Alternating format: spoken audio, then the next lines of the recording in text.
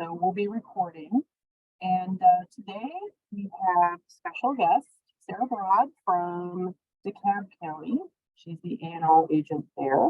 And she's going to be giving a lunch and learn on bargaining on a budget. So we do record these, and I do put them on our YouTube channel, which is Metro Master Gardener. So I know we've had a good number that registered, but not as many who showed up. So a lot of folks understand you get busy, and so I like to post those later so that folks can catch up on the good stuff on their eating time. So we're just going to few couple ground rules. I'm muting everybody as you come in, so you are all muted now. We're recording, and if you have a question that pops up somewhere along the line as Sarah is talking, Sarah, I think I accidentally muted you, so y'all go ahead and type that in the chat box. So that chat box is down at the bottom part of your screen. So if you take your mouse and you go down to the bottom of the row, you should see something that says chat. Click on that, and then you can add the question in there. Audio sounds choppy. I apologize. I'm not quite sure what to do. That might be on your end. But go ahead and enter your question there. And at the end of the presentation, we'll go ahead and we'll read whatever questions are there, and then Sarah will answer. So with further ado, I will pass it off to you, Sarah. Okay, well, thank you, Lisa. Good afternoon, everybody. Again, my name's Sarah. I'm the ag agent in Dekalb County, and today we're going to talk about gardening on a budget. So hopefully you all will learn something, or you'll get some little hidden gems in Atlanta that I tend to tell people about when they're looking for something a little more low cost.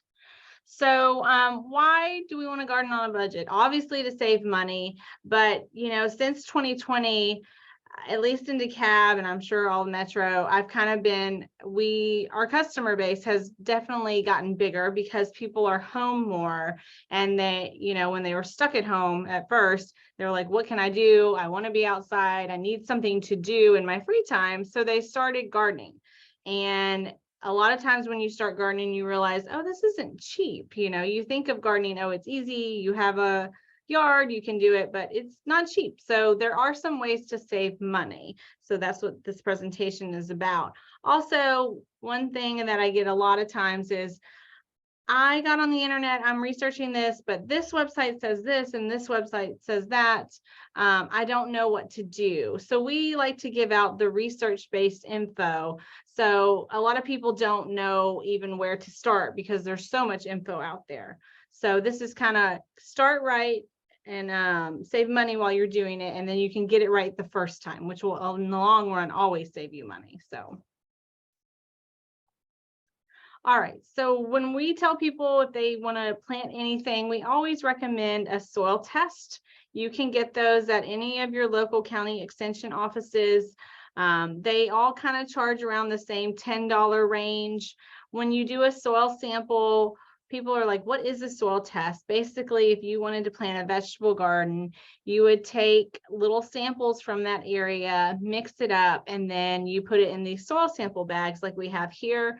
We send that off to UGA, and the soil lab analyzes your soil. So if you're wanting to plant vegetables, they will send you back all the nutrients you have in your soil, your pH, and maybe even what your soil is lacking. And then they will give you recommendations of what fertilizer to use. Maybe your pH is too high, so you need to add sulfur to your soil, anything like that. You also, with one sample, you can test for 5 different crops, as we call them. So if you are planting like your front landscape bed in front of your house, and you're going to have like an ornamental tree, you're going to have perennials, maybe some azaleas, you can test for all those different things, and it will give you what you need to do to get the right nutrients for those to have, the best nutrients for them to grow. So you can get 5 per sample, as long as it's in the same area.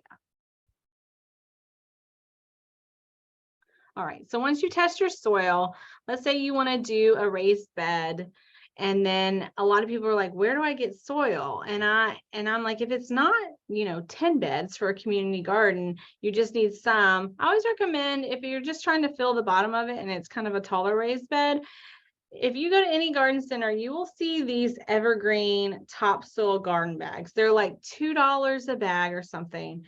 And you can fill the bottom of your raised bed with this. A lot of times, it's kind of the same as all the other topsoil. It's just not the brand name. It doesn't have like slow release fertilizer in it, but it's soil, and it costs you about $2 a bag. So as long as you're not doing a community garden with 10 different raised beds, this is just your backyard raised bed, or even if you're just trying to amend the soil and like an in-ground planting bed, these will definitely save you money in the long run.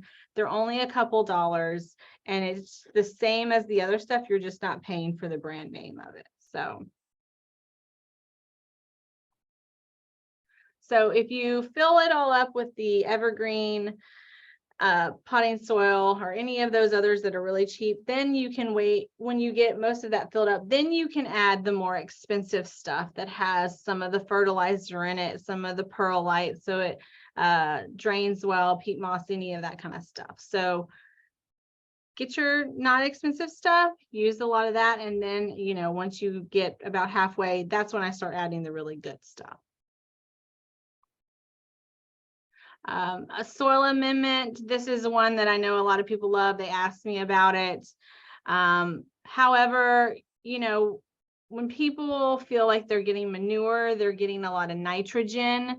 If you look at this bag, just to kind of point out, it's 0.5, 0.5, 0.5. So that's not even, that's your nitrogen, your phosphorus, your potassium.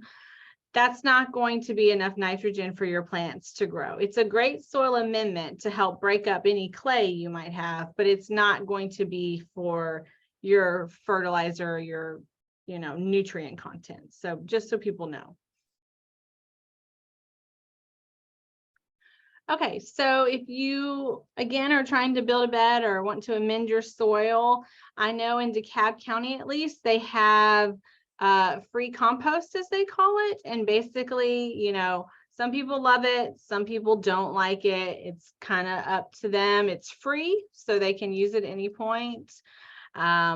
What they do is, what this is made of is they take our yard clippings. The sanitation comes and picks up our yard clippings, and then they take it to the landfill, and over a course of 7 years, they compost it. So some people think it's the best thing ever. And if you are doing a community garden or something, they will deliver it, or you're a school, they'll tend to deliver it for free. If not, they have sites that hold it and you can come pick it up yourself. So I know my office on Memorial Drive is a site where they have it. They also have it at the landfill, and there was a site over by Peachtree DeKalb Airport that had it too. It's free. It's up to you if you want to use it. Some people call me and complain about it. I'm like, well, you don't have to use it. It's free. It's up for you, so. I think we have a question, Lisa. Don't worry about it. I'll read them at the end. Okay. All right.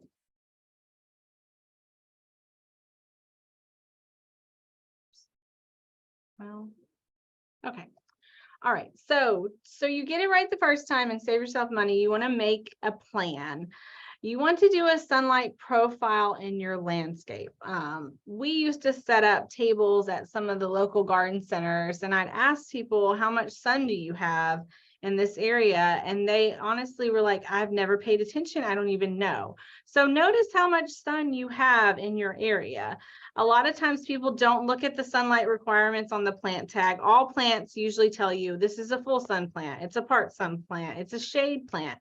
So pay attention when you're buying your plants. How much sun does it need? If this is an area in your yard, a corner that never gets any sun, then I wouldn't recommend planting sunflowers or any of the plants that want full sun. So pay attention to that. There's always some sun-loving plants, some part shade plants, and also part shade can be sometimes confusing. So like azaleas, they like sun, but usually they only like the morning sun. The afternoon sun, especially in summer, is way too hot for them.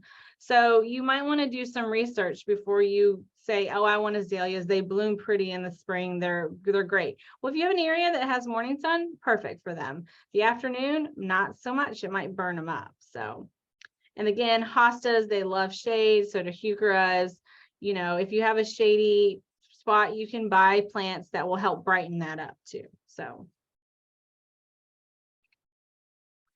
Planting zone. So I see this all the time. Many of the garden centers will have these plants. They're pretty and they're blooming. Well, if you look at it and the zone says zone 11, well, that's going to be great in like Florida, but it gets way too cold here. So our winter, especially like a winter we had in December, that's going to kill that plant off. And I did this myself. I had these shrubs and they did great. And this December temperatures froze them. They're not coming back. They were more of a tropical. They did great for many, many years because it wasn't getting that cold. And then December temperatures just killed them off. So I'm going to have to replant. So in Atlanta, we either zone 7B or 8A.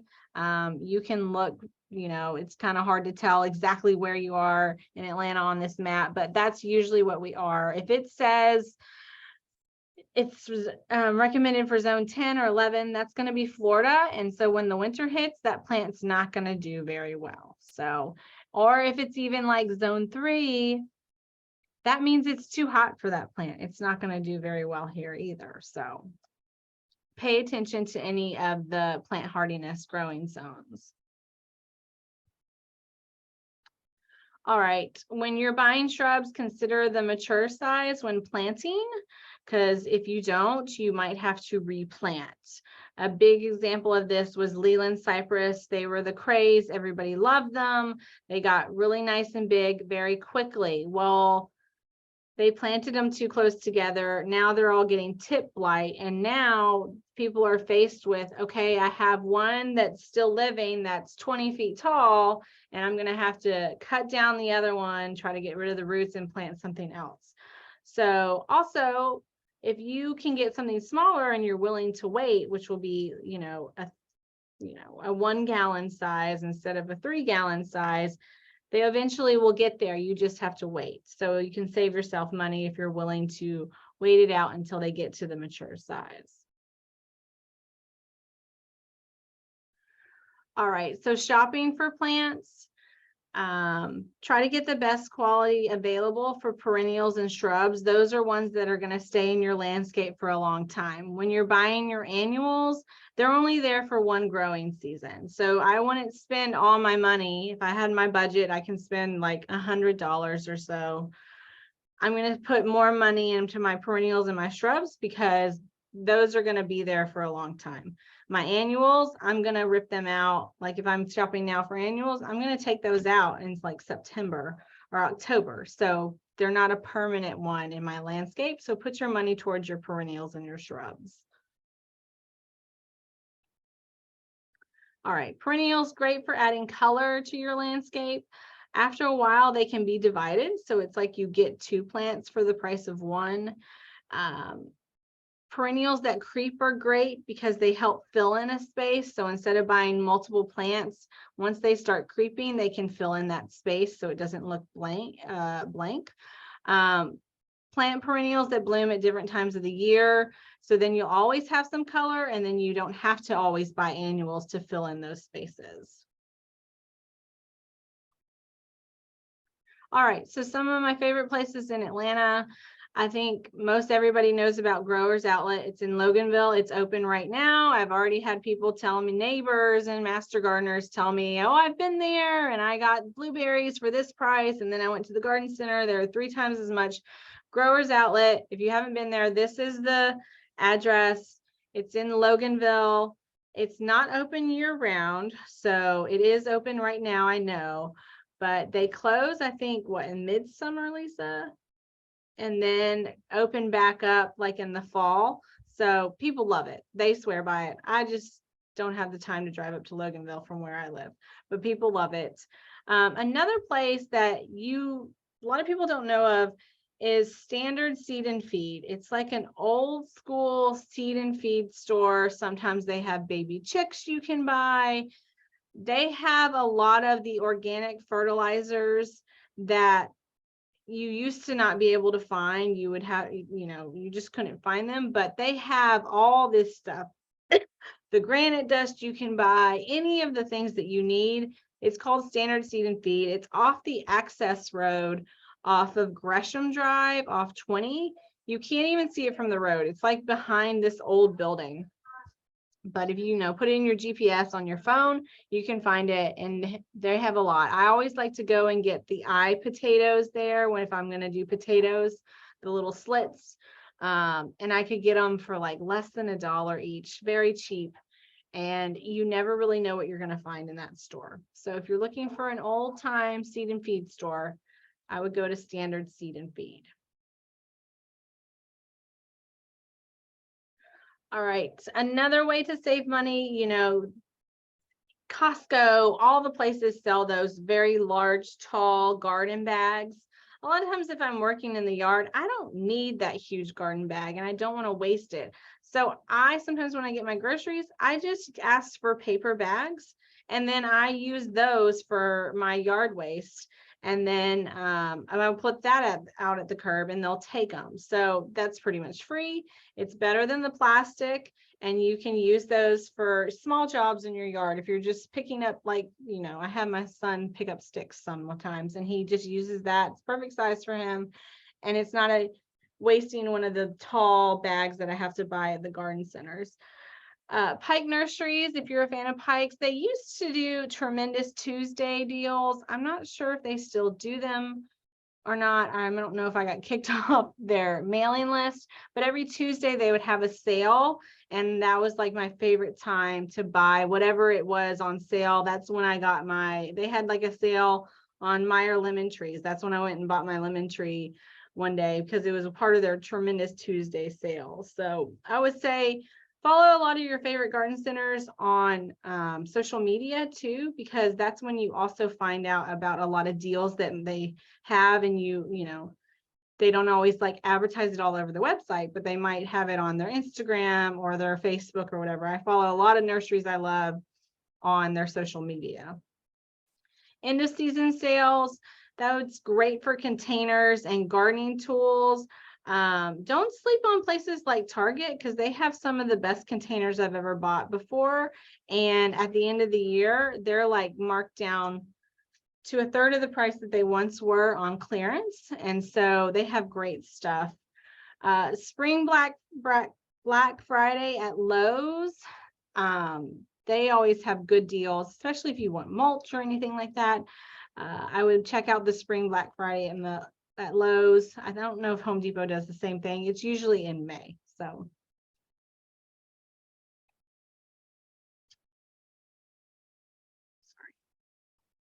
Hypertufa. This is something, it's pretty easy. I've done a class on this before.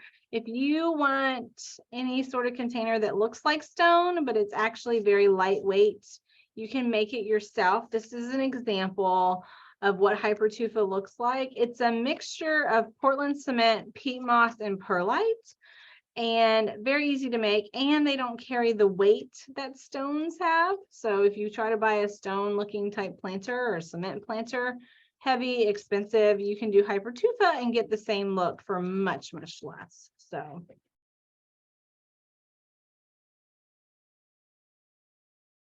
All right, when you're buying plants, look closely at them. So a lot of times they'll sell, this looks like the biggest basil plant you've ever seen. Well, if you look closely, after you take it out of the pot, you can see this is probably like 6, 7, 8 plants in one. It looks like it's very full grown, but really it's like they packed them all in together. But if you buy that, then, and let's say you're having a huge herb garden and you love basil, it's your favorite, you'll actually have all these plants here that you can separate and plant yourself.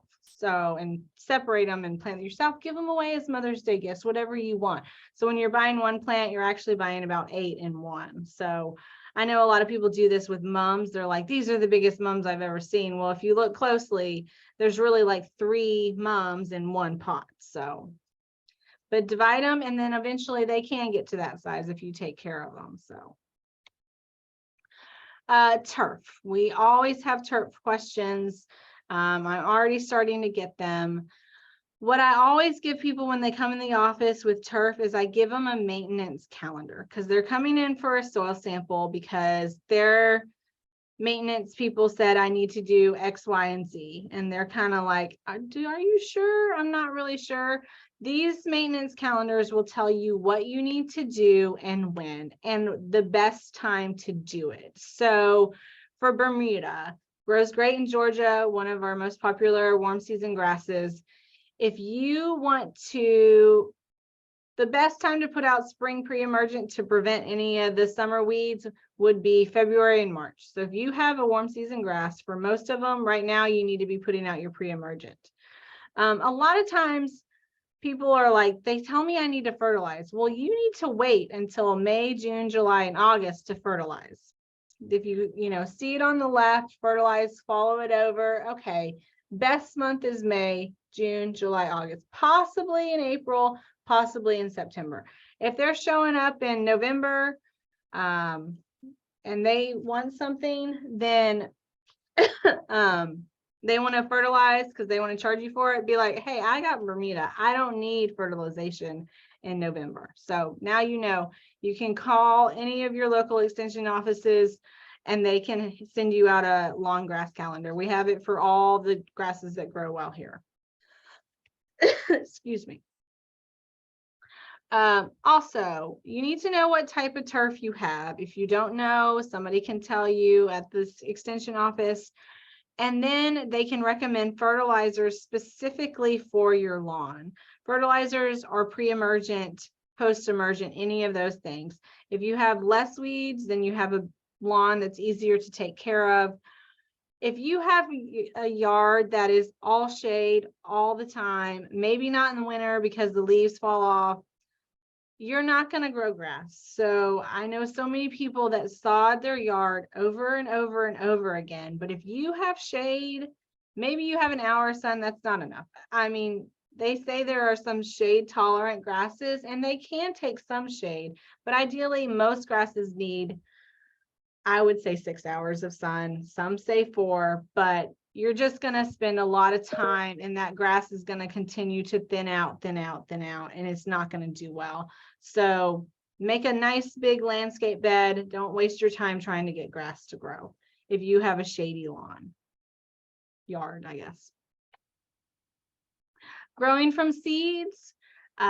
These are the seed planting charts. These are great. It's made specifically for Georgia. It's two-sided. They tell you when you can plant from seed and what varieties are best here in Georgia. So let's pick out peas. So English garden peas, you are only supposed to plant those in January through February. You can't plant them in the fall. I know people do, and these are the best cultivars that will grow well in Georgia. It also will tell you how long it should take until they're mature and you can harvest them. So seed planting charts are great to have. You can get those online from us or call your extension agent. Many people want to buy the transplants because they're already grown. It does the job for them, but you can save so much money by buying a pack of seeds, especially for if you want wildflowers, zinnias.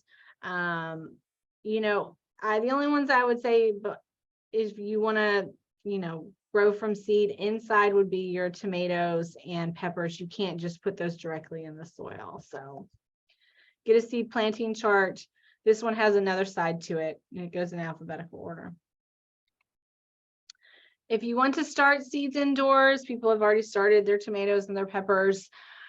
You can it doesn't have to be this big fancy setup with all these like fluorescent lights. You can get one of these clamp type lights. I used to do that, clamp it to like a tall lamp. And then I would set it down or clamp it onto something.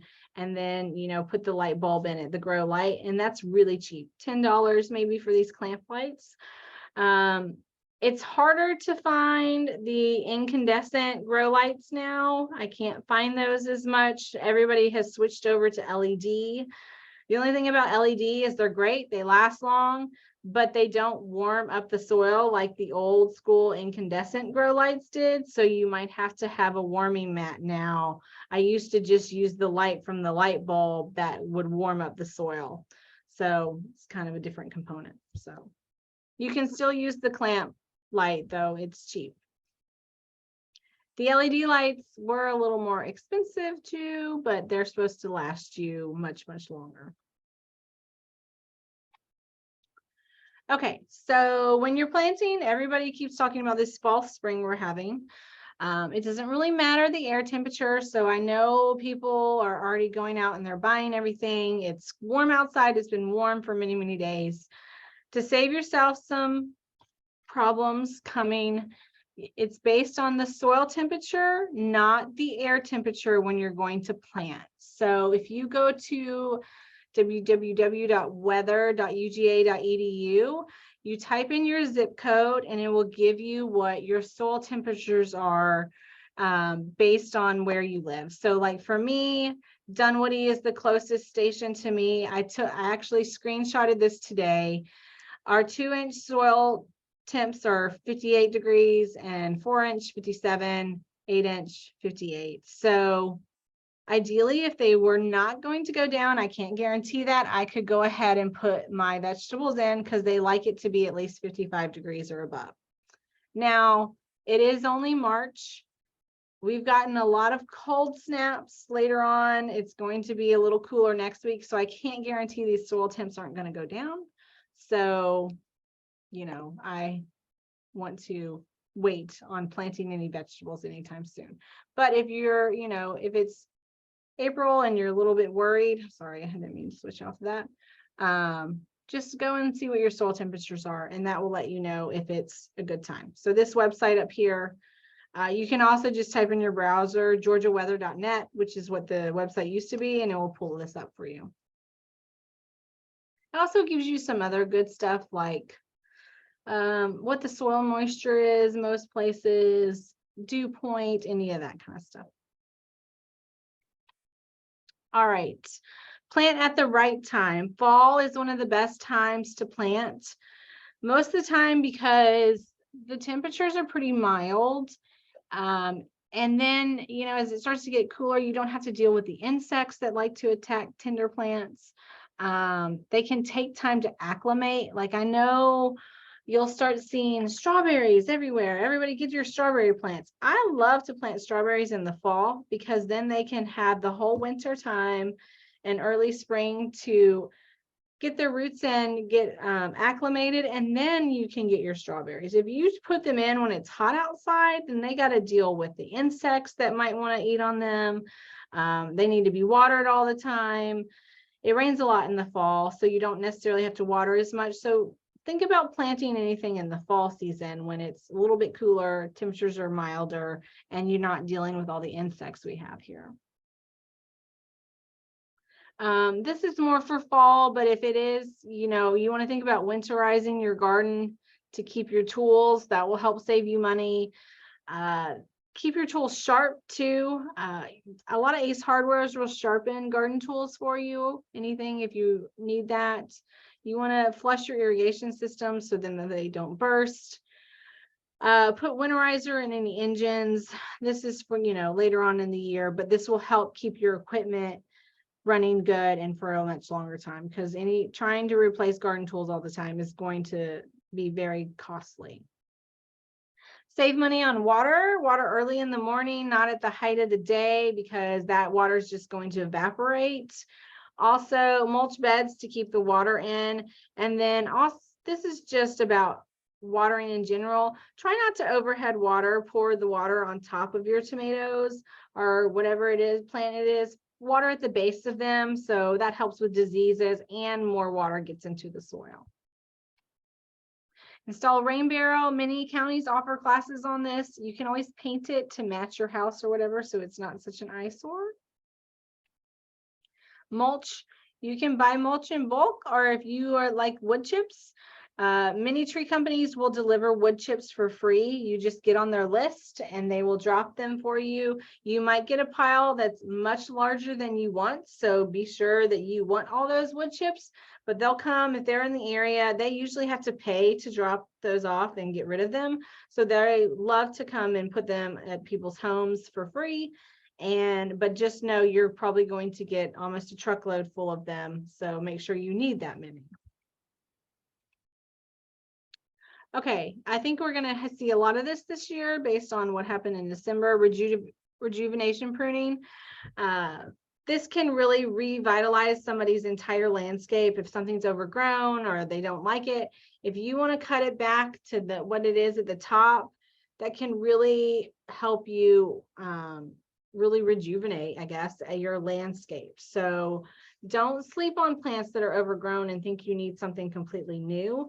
You can rejuvenate it, cut it back, and then if you're diligent, you can keep it trimmed to what it needs to be. So think about that. I think a lot of us might be doing that based on hoping our plants will put out new growth because they didn't do so well after December temperatures. Repurpose and upcycle, use old stumps as planters. Next door, people are giving away any and everything. So if you just have a little creative mind, you can use things for planters or screening, whatever it is. A lot of times in the beginning of the year, local garden centers have to get rid of seeds from last year. The seeds are still good and they will give them to you for free a lot of times if you get the right person.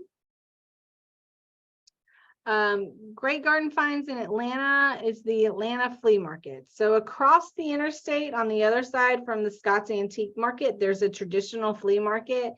And they used to have an outdoor section and they had like these old garden gates. As long as you put some elbow grease into it, sand them, get that rust off, maybe spray paint them.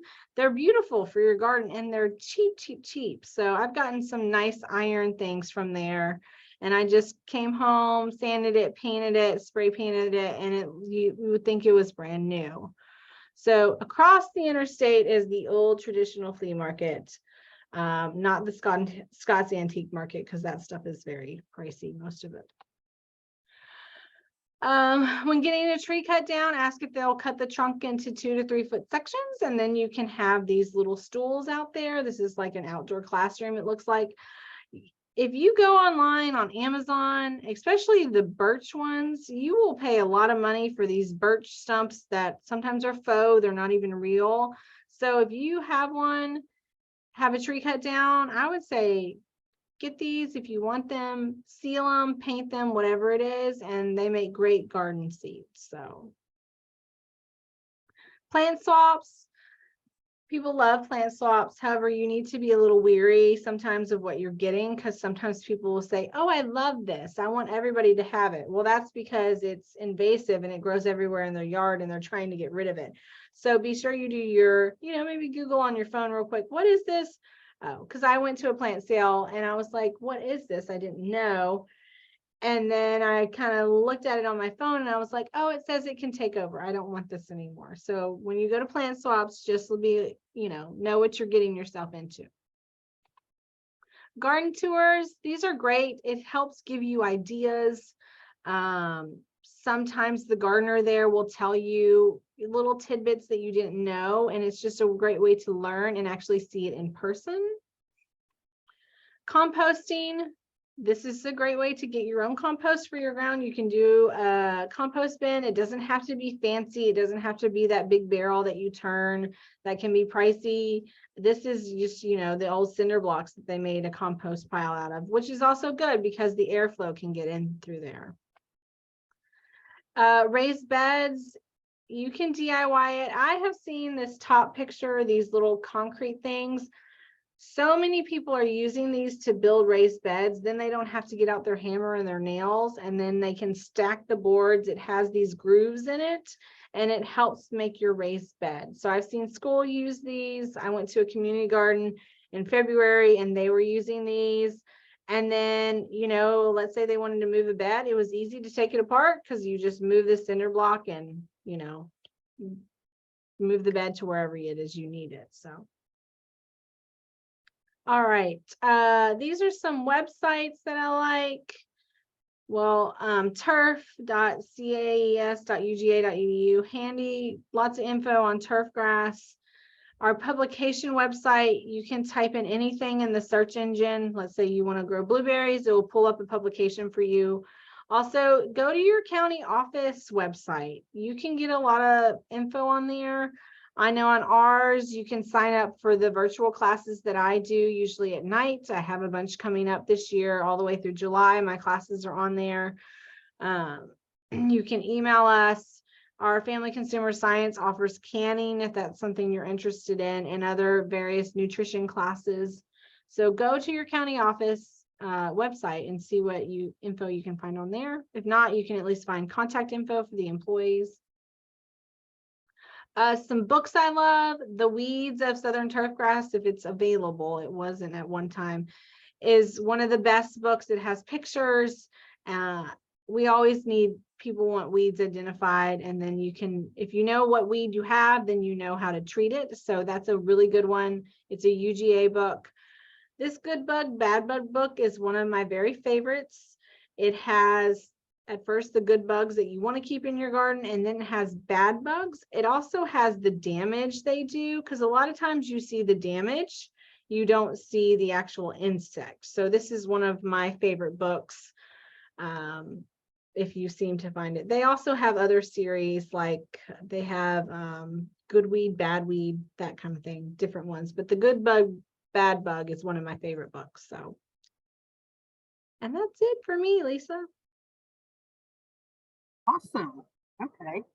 Well, thank you very much for all that wonderful information. And I know you mentioned Growers Outlet, and in that they are open. They do close a couple times a year, so they'll be open usually February through August, and then they close down for a little while, and then they open up again in later fall, like September-ish. And then they'll be open for a little while, and then they close down again. So you can go to their website, just Google or Bing, whatever, and it'll give you a nice price list of all of the stuff that they have. I will also mention, if some people are interested, that they are trying to expand their native selection. So they have a lot of plants that they're growing at their facility here. They bring a lot of stuff in from Florida and other places, but they have a lot of milkweed, which is really nice. So they do have a rather large native plant section, so you can go there and get some good stuff. But unfortunately, I live in Loganville, or maybe that's fortunately, and I spend a lot of money there. It's very easy to do that. So if there's anybody that has any questions, go ahead and type it in the chat box. We have one, I think, so far that says, what about using 10-10-10 fertilizer? That was like doing super early in the presentation. Milton, I will say, if you don't soil test, but you want to add fertilizer, 10-10-10 is like the general Miracle Grow, or you can find it organically, fertilizer. A lot of times, if I plant a lot of things in containers, especially my tomatoes, that's what I put in there. It's a good starting point. And then from there on, if I'm going to plant my tomatoes in, say, a raised bed, I'll soil test, because of what I grow in there. The nutrients get all kind of out of whack a lot. But if you're starting in like a container or fresh soil, I would say 10-10-10 is a good base. Your plants need fertilizer regardless of what kind it is, but 10-10-10 is like the general one that's easy to find anywhere at any garden center, I would say. Okay. Awesome. All right, another one. Thank you for the great info. Where do you recommend locating the home compost? Any plants you've had great success growing in the Atlanta area or recommend? There are so many great plants here. There's a publication that's called Landscape Plants of Georgia that can, if you're new to the area, especially what grows well here, it really depends on your yard, your site, whatever, what sunlight you have, that really determines what you can grow. But but I've had success with a lot, and I've also had some not so great success with some too. So it really just depends. I'm kind of a lazy gardener. When it's like 6 o'clock and it's 85 degrees and 100% humidity, I don't like to water. So I need plants that are pretty hardy. But if you are looking for a comprehensive list, the landscape plants of Georgia won't steer you wrong in what grows well here. So Awesome. There's one above that that I think you missed. oh, where do you recommend locating a home compost heap? I would say not close to the house, because compost has a tendency to attract critters, snakes, whatever, but those help break it down. So you need a site that has a lot of sunlight, because the sunlight helps heats it up and helps it break down. But I would say if you have a corner of your yard that's not like where your children play or something like that, that would be good. But you also need enough room to be able to like turn it too, because the more you turn it, the faster it will break down. Is that what you're looking for? Like putting a home compost leaf, or where I can locate one? That's what I guess. Probably just locating, like where's the best place to put it. Yeah, I would say not close to the house, because it can smell too. Not like shady versus sunny versus. Yeah, very sunny area. More sun, the better it is. Okay, that's probably good. Change to consistency of my soil. I mean, when it comes to like amending your soil, there's not always a good ratio. You just want your soil to be nice and rich looking. Again, black cow is good for an amendment, not for nutrients. So, to me, there's no like exact formula. I don't know, Lisa, what do you usually tell people? Well, in like raised beds, I kind of will do some of the just generic topsoils that you can get that are really composted pine bark, and then I'll do like maybe 2 or 3 of those to one black cow, and then I'll see if I can get some actual real mineral soil, good old Georgia clay, and mix that in, maybe a little bit of sand to kind of keep it nice and loose and fluffy. Yeah. There's no like exact scientific ratio. It's kind of like when you see good soil when you see it. It's nice and black and rich, and you don't want it too sandy where it falls through your hand, but you want it like, where the roots will be able to grow easily. It's not going to be like that hard Georgia clay. I think if you look at the soil triangle, it's like almost 33% like loamy, 33% clay, and like 33% organic matter, give or take.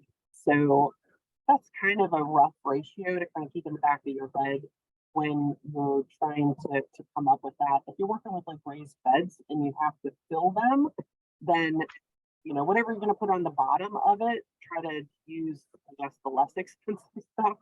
That's the evergreen stuff I was talking about. It's like $2 a bag or something.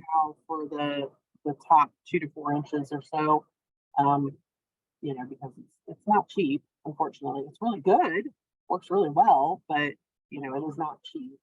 And then I always throw decent portion of just Georgia clay in there, because that helps kind of add in the minerals, nutrients, and help with retaining water. So like Sarah said, it doesn't just drain right out when you water it on the rains. It helps to moisture retention. Okay. I see. Is pre-emergent harmful to pets? Most pre-emergents are like a granular that you're going to water in. I would definitely say I wouldn't water it in and then have my pet on the lawn. Read the label on the bottle. That will tell you exactly what you need to know. But I know when I put pre-emergent down, I definitely try to keep my kids out of the yard afterwards. So it's kind of your judgment, but read the bottle. I won't say them like licking up some granulars would be good for them. So deter pests like squirrels. Oh, the question I get every year. Squirrels is hard to get rid of. If you have some low growing plants, say vegetables, fruits, whatever, you can always put like some hardware cloth, rabbit wire over them to help deter the squirrels. But it's very hard because a lot of the plants grow tall or vegetables or whatever, and there's just really no way to get away from it. So I know I put some of my favorite plants in containers by my patio door, and because I'm always in and out of that, they tend to stay away. Knock on wood for now, but that doesn't mean they won't. There's squirrels is hard. There's not, any magic formula. People say they love that habanero pepper spray or whatever. I don't know if that works. Sometimes I think they don't care, and if you see a juicy tomato, they're gonna eat it. I will say, if you're growing tomatoes and they get a tinge of orange, bring them inside and let them ripen inside. That is helps them, because I feel like if it's bright red on that vine, that's the one they're going for. So that will help with any of that. Some people have questions about like just hanging soap on pantyhose in your garden or things like that. I don't know. I know when I moved into my house, there was a bunch of like Irish Spring soap in my attic, and I think the guy that lived there before thought that would keep anything that was trying to get in the attic away. I don't know. I got rid of it and I haven't had any issues. So if you seal up your roof real good, then you're good. But I think that's all the questions. Yeah, I'm going to plug my class. If you go on the DeKalb County, UGA Extension DeKalb County, I have a list of classes that I do virtually. If you want to sign up for that, they're all free. So yep, and we have those as well. So if you yeah, like, look at Lisa's. She has a bunch too. So, and Eric's, and what classes that Gwinnett County has. So awesome. Well, does anybody else have any last minute questions for Sarah? thank you all for logging on. That's good. Now Sarah has time for actual lunch.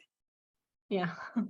So Well, thank you so much. And again, this will be stored on our Metro Master Gardener YouTube channel, so you can always catch the highlights there. But I will let everybody else go, and thank you so much for sharing your time with us in this lunch and learn.